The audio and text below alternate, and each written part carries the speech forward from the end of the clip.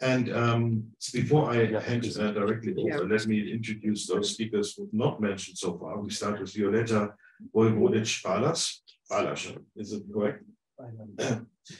Who is a media artist and researcher currently working at SNMAA Group, Belgrade. Violeta holds a PhD in fine arts and a European diploma in cultural management. And later, Byeongwon will contribute. He is assistant professor in media arts at the University of South Carolina and published, among others, in Leonardo with MIT Press. So, Violeta.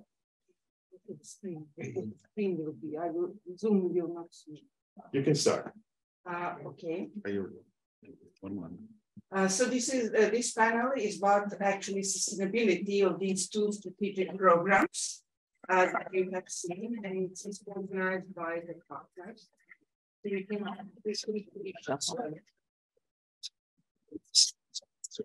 by the summit partners who are all volunteers, and the summit itself is functioning on minimal sustainability. And this workshop, we can go to the next. This workshop is basically how to maintain summit as a permanent event. Next.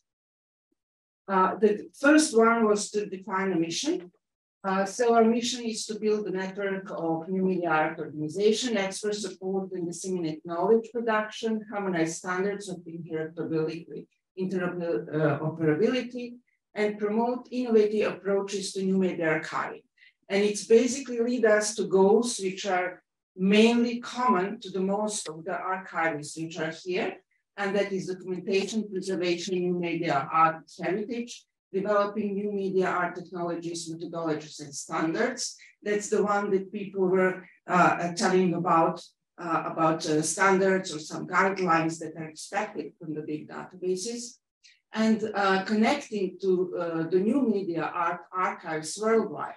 It's also the cooperation of the new media art archives. So those are the main issues. Measurable results, since we are like the volunteer events, are that we had 3 public events, archive documentations, both as a proceeding, as a Zoom, audience development, harmonization of technical standards, linkage of archives, and that is something I would like to stress. It's not just only networking, it's about standards, so it's about linkage, that we have to adopt the same values in order to communicate. And also the harmonization of cooperation mode, which was the domain of this workshop. The main issue that we want to do is basically to form transcontinental distributed network of new media archives to enable a structural approach to it, to enable standardization, also visibility of pioneering works, current production, and what which I find important as new media artists is recognition of new media art within currently emerging art and science field. Wow, okay. Jan Searleman. So here I am again, and Bonnie Mitchell and I organized the second summit on new media art archiving in 2022 in Barcelona.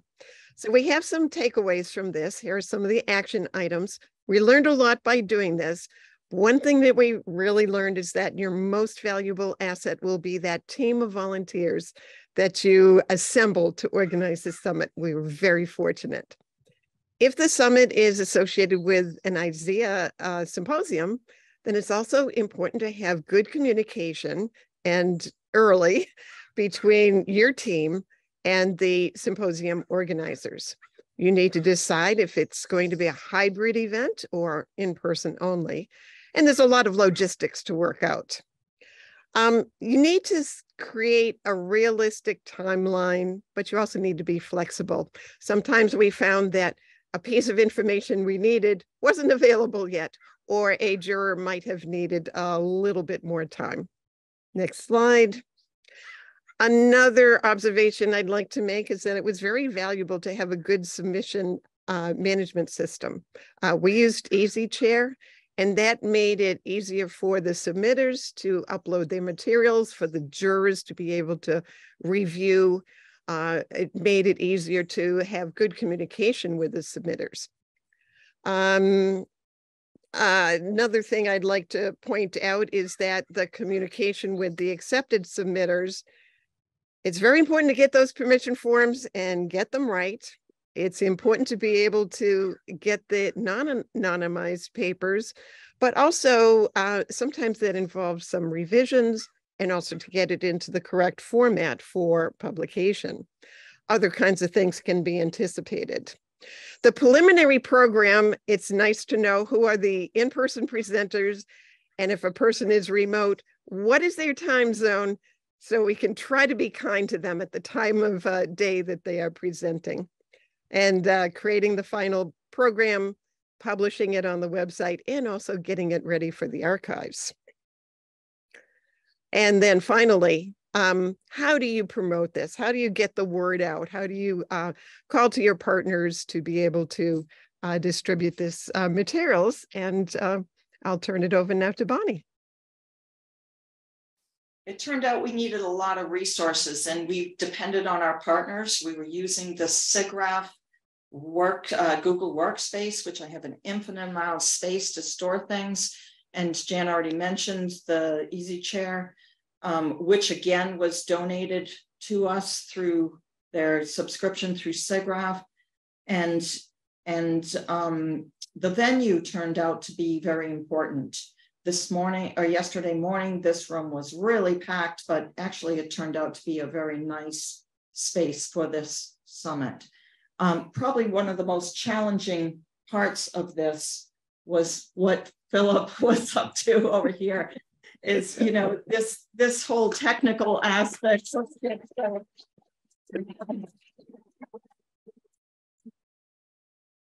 And we learned so much each year. We learned a lot from last year, and next year we'll do it different, but we'll still progress from where we are today. And one of the things that, you know, maybe fell apart a tiny bit here was that we had hoped to record this entire experience to archive it. And so, you know, you just need backups, right? Well, however you do it. And so where do you get your resources? Well, we are not funded at all. And so it really depends on volunteers, universities, institutional support. Some of us paid our own way here, and, you know, and so it really does come from the heart, okay? We would love to get funding to help this in the future, though. And so just going back to the type of volunteers and organizers you need for this. Oh, and I just want to also give a big shout out to Violeta, who created all the graphics. That is, it can't be understated how important it is, promotion and the visuals that are needed to put on something like that. Let's get that up to the top. Can we extend our applause for Wong? Is it correctly? Byeongwon. So sorry. We also did a lot of that. As Bonnie mentioned, building with great job. Not alone. Yeah, design is kind of like a streaming environment, and just beyond this like streaming part, I just researched some difference between traditional documentation for the conference and VR8 documentation conference. Actually, I'm not a conservative artist based on medium-specific idea, but to understand the difference between two different media, I just use this strategy.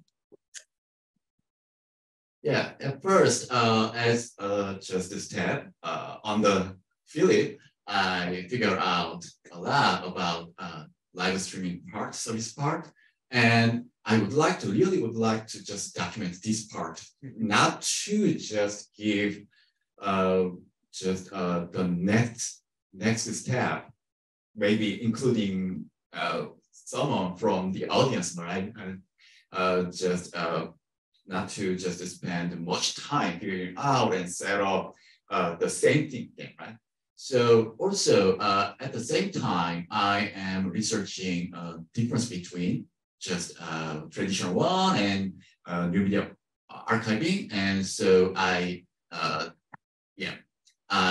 checked a lot of things, right? Equipment, just hardware, software.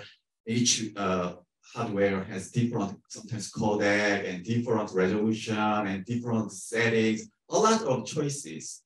So we can think that, like, oh, from the second summit on new media art archiving, we found the documentation was very high resolution. It's good, but oh, what about third one? Oh, it's a little different. We can think, right? So we can just review again, research again, what happened to each conference, right? So it could be very essential resources to just go forward.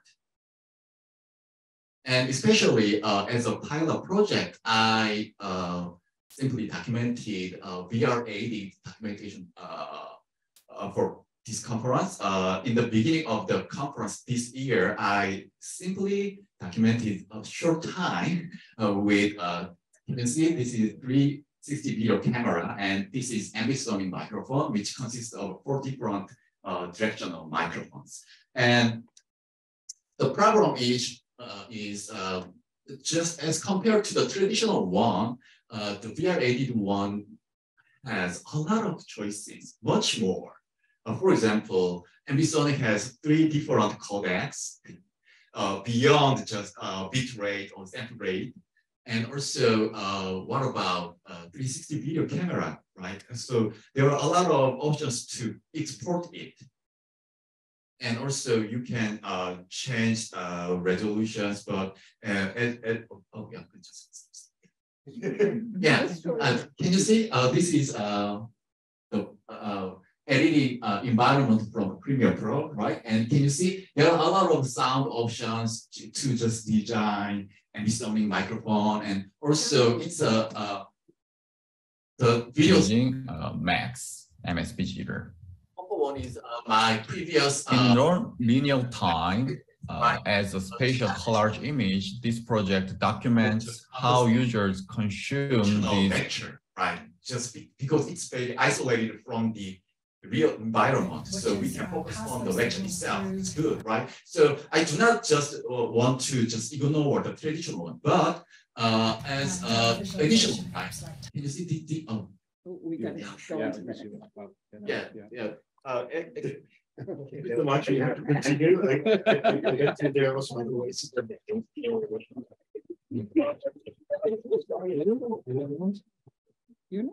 Oh, okay. I'll do it for you. Okay, at the one hand, I like to think about the definition of art, but on the other hand, I'm a very practical person. And for me, this panel will be consist of us just asking one question to you, and that would be, who is going to organize the next summit? Because we have done it, it was a more or less spontaneous initiative, it grew out of ISEA, and we have been doing it at the cost of archiving the ISEA materials.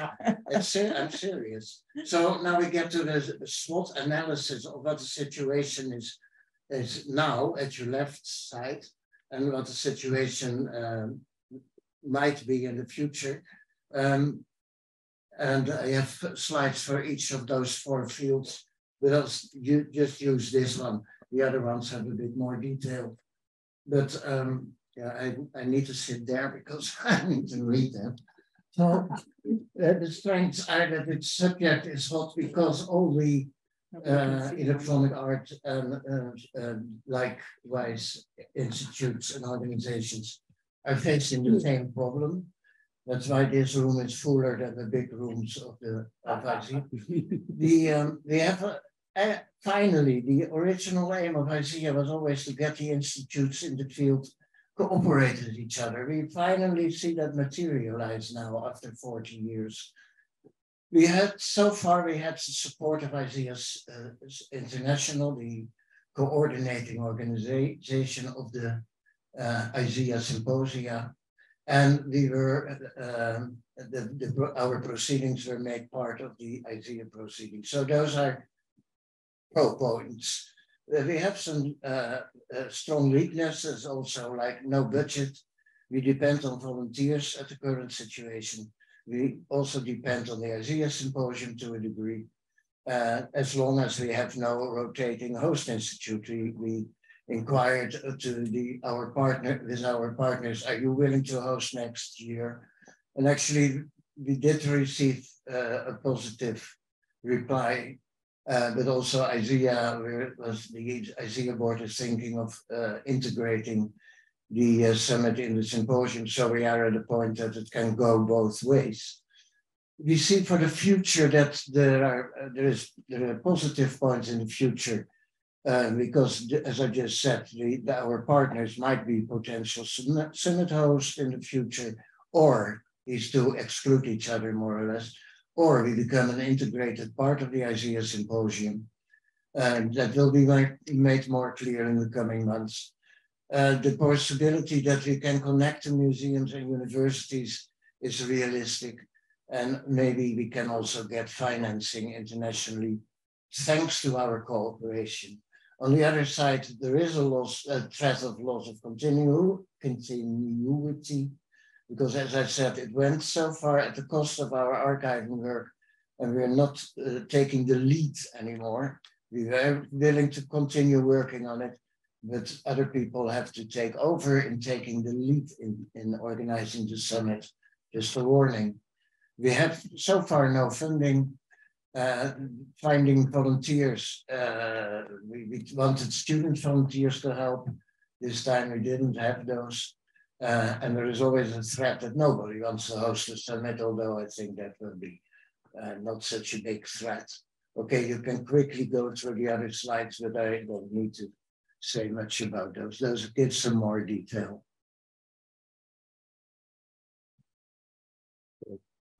Our timing is perfect.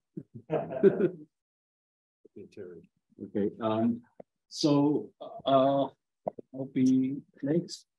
Okay, I just presented a little bit earlier on my research on the second summit as a case study on global archiving networks. So I'm not going to repeat too many points I have discussed before. I believe many of those are pretty common sense to the archivists or people working in archiving new media archiving. Anyways, so I think my contribution here is that I'm doing the survey, I'm doing the case study, collecting all the data would be a contribution to organizing the next to the organizer for the next summit, and also at the same time, getting a voice, hearing the voice from the community. And I think the main concern is that, I didn't mention that from the last presentation. And one of the questions I've asked is that, is the audience or participant from the survey, knowing that last summit was a collaboration with the other archives, and I got an answer like over 50% people do not know. So this is one of the things that as an organizer does, like this time around, we emphasizing, promoting and then telling everyone that this is a collaboration with like all the archives partners. So that's what we do. Like we basically what I'm doing is I'm analyzing my research and also providing some suggestions to organizer.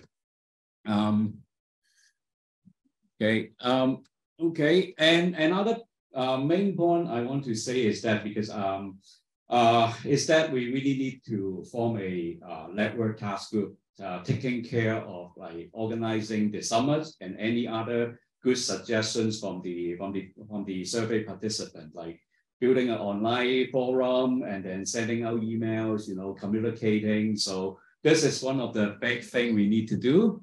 And also, like, it also implying that we may need to have certain funding for this being sustainable. So our first initial approach maybe try to come up with like a group of people trying to look for funding from international cultural organization like UNESCO or ECOM International. So that's my slide, but I want to say one more thing is that I think two very important points we have here for us to move forward. First, I think we have talked about collecting data between archives. So this is very important. And the second point I want to say is that, you know, building a community is also important for sharing knowledge and supporting each other. Thank you. Great. Violeta.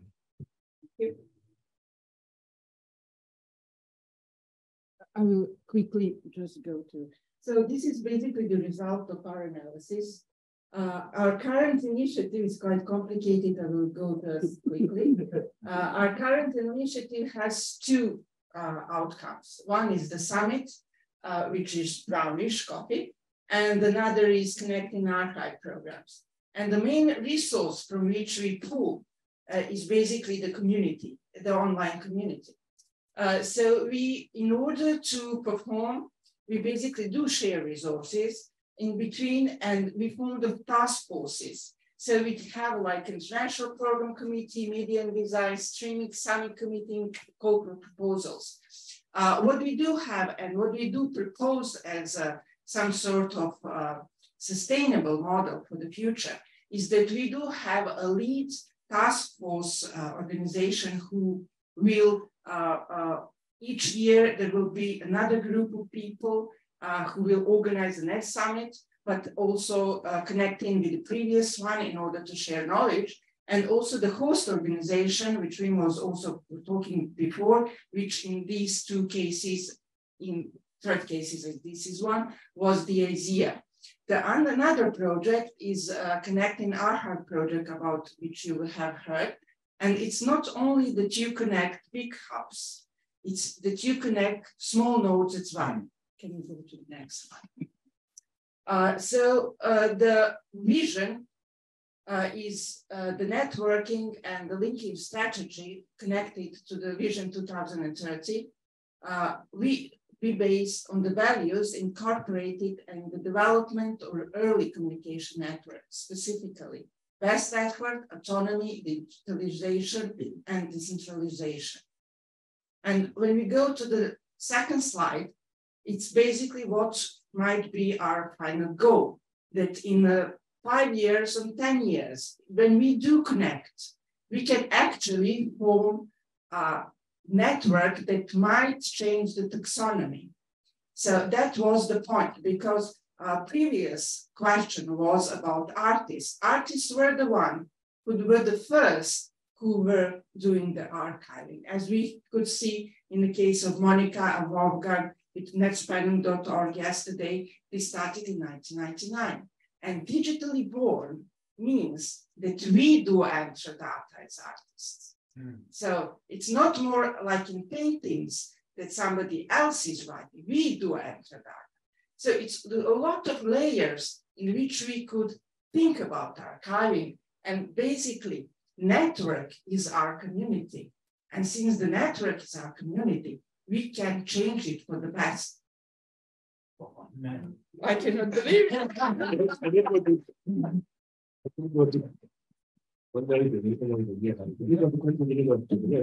So, and while I sum this up in 1 minute, please already think of your question or a short comment. We have another few minutes afterwards. So summing up those detailed presentations for our discussion here, our common goals: A, the connection of barely diverse archives, which must keep their unique focus, and B, summing up the summit, its description and analysis of its existing format and so far non-institutionalized setting, with a SWOT analysis expressing the opportunities and strengths, but also the needed resources and personnel. I want to give you now the opportunity to come up with questions and suggestions, how to make this initiative stronger, what else might be needed for research and community service for universities and art academies, museums, and the general public. Also, there's a question over there.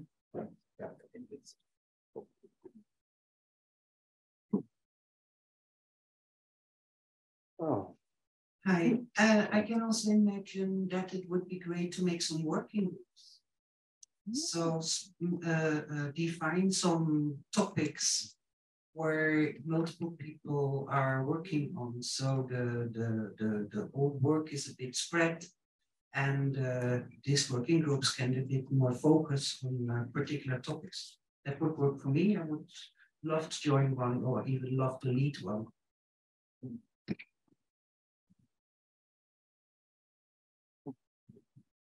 Any questions? So just in the same effort that I'm very surprised of this reunion, let's say. I started an NPO, a nonprofit organization in Canada that's called the International Digital Arts Alliance, that is starting to have this efforts, but based from the artist perspective. So artists for artists in this case. And I didn't know where to start with. So I'm very happy to be here and have this opportunity. Thank you, Plas, for inviting me. Yeah, so we could take some part of that load. I also, coming from film, I believe that it's not one event a year that would solve this, but actually promoting it in different events and the festivals that happen all throughout your networks. I think that would be also a more localized way also to call for other participants. Thank you very much. There's a question over here. Yes, my name is Ricardo Alfarra. The first point is I'm talking as a member of the community. My suggestion is to get some links with the Daniel Langlois Foundation that is still alive, and they have a huge database with the history of media arts, and probably with some of the people that were part of TOCAM, that probably the project that you know about documentation and conservation of media heritage, they are all active, or almost everyone is active. And the other comment is, as a member of the board of ISEA International, we have a subcommittee for archiving. So we work in collaboration with Bonnie and Dean to make all this work. And about the summit, as Dean was saying before, we are trying to see if this could become part of, in future, of ISEA or other possibilities. So we are working together on this. Thank you. Thank you. I wanted to respond to the comment over there. Right before the pandemic, I proposed something for SIGGRAPH called Sparks, which is short presentations for art and research for the kindred spirit. It was a once a month meeting. And it's taken off and it's amazing. And I know Deborah Cornell and Richard have presented at it a number of times. And I would propose a similar decentralized sort of approach to keeping this community dialogue going. And so this is my proposal. I've been thinking about this in the last half hour. So please help formulate this.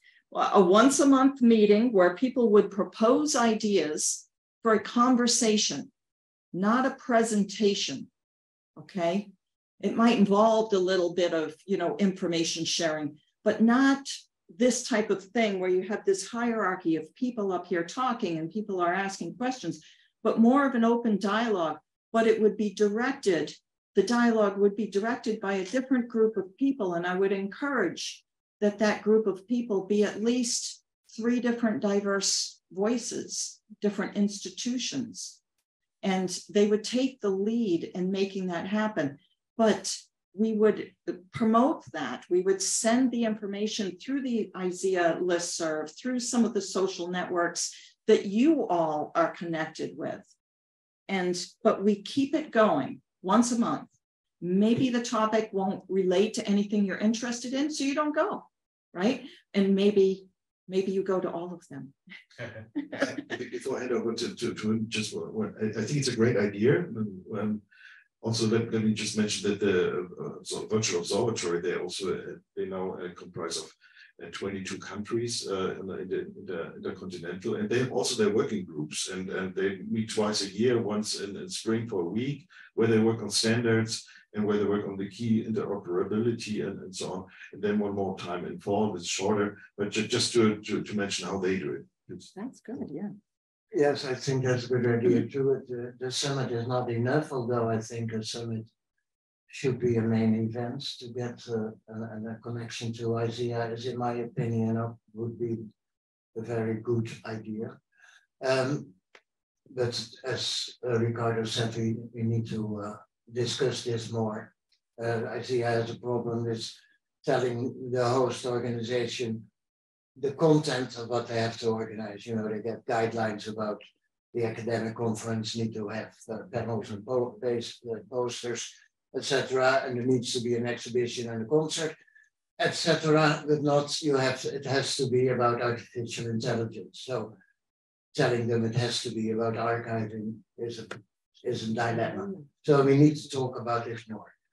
Daniel Langlois, we were in touch with them a long time ago. That did not work out very well. They still have a little bit of our collection and no communication. But via you, we will talk about that more. But the point I really want to make, except please stay for the closing remarks, because we want to thank some of these people, is that we need you. And if you are willing to contribute in a constructive way, either as an advisor from a distance or actively helping organize things, get in touch with it. I left my business card over there, and I have more. So, and of course, on the program, there's also a way to contact us. Stay awake, huh? Yeah. So before the closing remarks, we have time for two more questions, and I can also sit out and agree with Daniel Langlois Foundation. Okay, then here, please. Yeah, thank you. The nice talks, nice panels you planned. I was a little bit wondering, as an organization that combines a lot of big players, if you plan on something like a meta page, because I saw in the ISEA archive, you see available data, available on ISEA. But you know, in the library system, it's pretty common to have WordCat, or in the German speaking area, Karlsruhe-Katalog, which is really a meta database where you find the availabilities, where is what. So do you have any intention as an organization, with huge organizations in back, to do something like that? I just want to say that our approach, I'm starting to rethink, because there's a lot of you out there, and I just think a page full of a bunch of icons might not be the most effective way of doing that.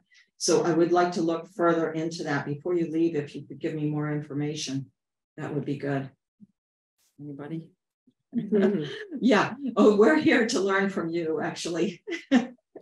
Last one. Maybe I'd like to say something. It's possible. Thank you for, because I was here since yesterday, hearing about the archives, and I am an artist selected by ISEA this year, and I have my artwork in this place on the ground floor, and it's about also this topic about archiving.